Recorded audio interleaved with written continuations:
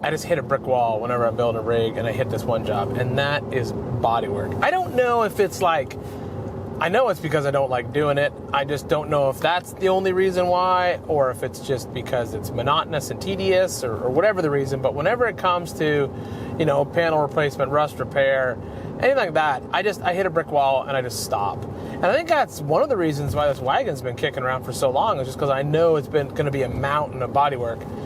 You know, I could just leave the body alone and wheel it as it is, but I think by making the decision to sort of make this a combo off-road rig and hot rod / street rod, it's going to push me past that. I'm going to have to like face that fear and actually tackle some of these bodywork jobs that I've been dreading over the years. And I think that once I push myself through that, I think I'll get more comfortable with it, and then I'll want to do more and more of it in the future, because you know what? Learning new stuff, it's always fun. It's always fun.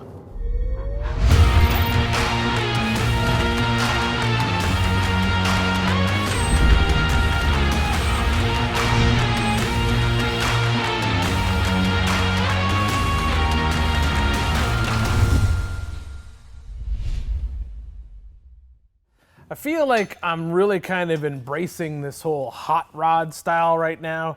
I mean, if this was one of my normal patina builds that I would do, I would just leave all this rear fender well alone, not even worry about it. But because of what I'm doing with this rig, I'm actually going to do a little bit more work back here. The problem that I've encountered is by creating this new wheel opening right here, by cutting the body to fit our new tires, and the plan that I want to run these metal cloak tube fender plates, because I think it's just going to finish off the look, has left me with an issue, and that is that this body line right here that is pretty cool on the Willys wagon, they got these raised body lines, it just sort of ends.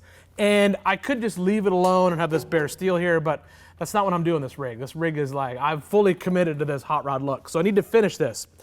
The issue is that this, I'm tired of doing sheet metal, I'm not gonna lie. And I also want to make this stronger. If I just put sheet metal on here and then bolt this plate up to it, it's not gonna be strong enough. But this raised piece of body stamping right here is actually exactly 3/16 of an inch tall. I discovered that when I was doing those hinge plates on the tailgate. I basically was able to make a backing plate for the hinge, and then it was also going to look like a stamped body line when we get it all finished with bodywork. So I can take advantage of that right here by adding a piece of 3/16 inch plate to the side of this body. I can have it cut on the plasma table, so I get these little arcs in here, so it looks like the stamped steel when it's all said and done. But more importantly, it'll give me a good, strong structure to bolt the tube fenders to. And when it's all said and done, I think it'll look really, really cool.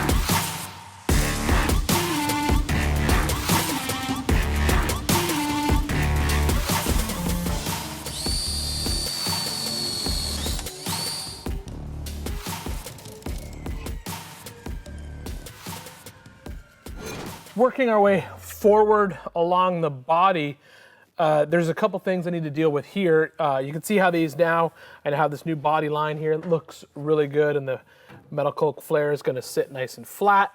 The tube fender is going to fit perfectly. The problem I have is that this piece of sheet metal right here and on the other side, these are the only two pieces that are really bad on the truck. There's a lot of warping in here.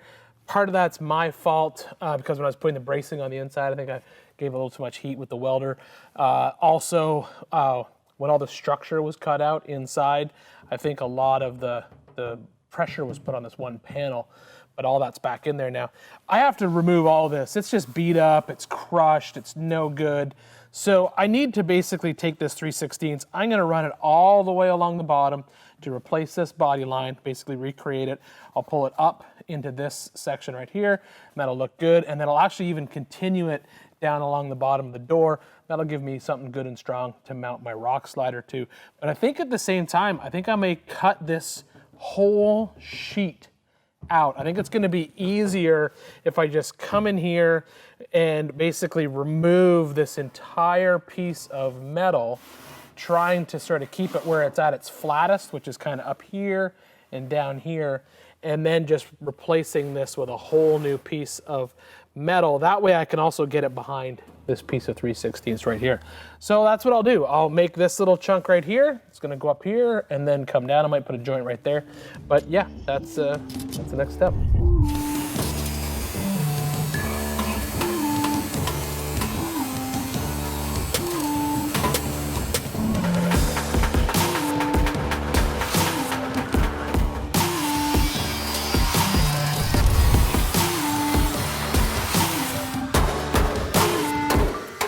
I gotta say, even like a month ago, this would have scared the bejeebers out of me, because sheet metal work always did that to me, because it's just such thin, light gauge stuff. But doing the floors, the transmission tunnel, and everything else, I think I've kind of really gotten used to working with this stuff, and I kind of dig it.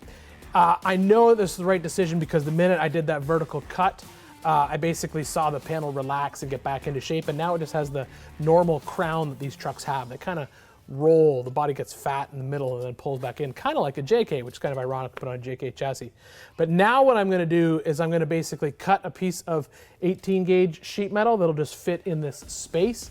I will scribe it, and then I don't know whether I'm gonna do a step flange on it and screw it in and weld it, or if I'm gonna butt weld it. I'm gonna see how it just sort of lays in there first, and then I'll make that decision. And then I'll just basically have to continue this on. But so far, body man.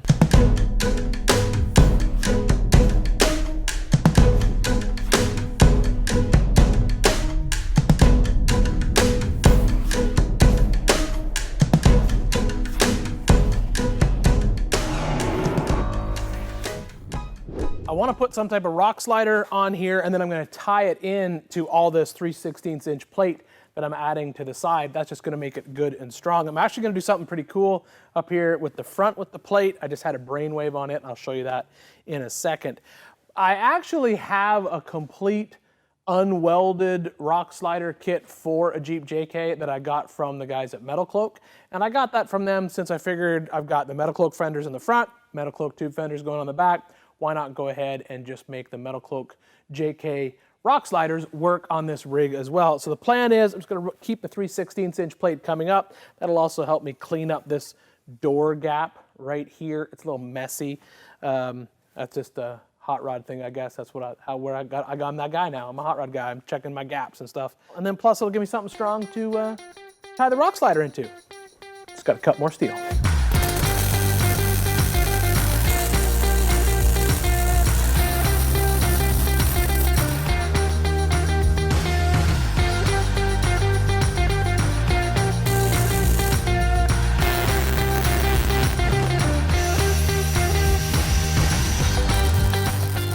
These bars will bolt onto the Jeep through the spheres like a typical Metal Cloak flare, and then also through these little plates that'll bolt right into our 3/16" rock guard. Now all I gotta do is repeat this entire process on the other side of the truck.